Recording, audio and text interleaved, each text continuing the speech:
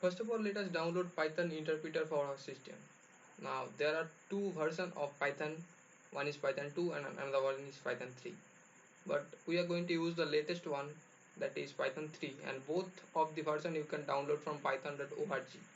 And if you click on the downloads, it will show you the latest version for your operating system. Now here I am using Windows, so it is showing me download the latest version for Windows. But if you are using any different like Linux or Mac OS, then you can download that from here also.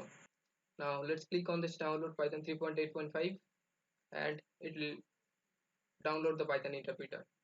Now after the download is finished, just double click on it and click on run.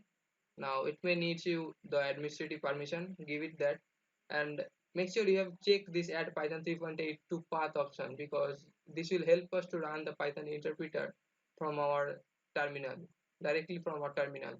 And then just click on this install now button.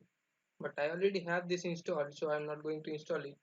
But for this you make sure you have installed it successfully. Now once the installation is completed, open your you will see some file like IDLE, and this is the integrated development and learning environment of Python, where you can write codes and run from directly from here.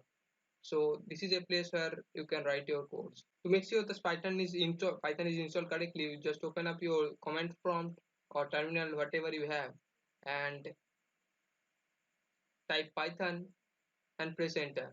And you can see that if you are seeing this 3 greater than sign, the Python is successfully installed, and you can see the Python version here, and I am using the Python 3.8.2, but in case of you it may be different.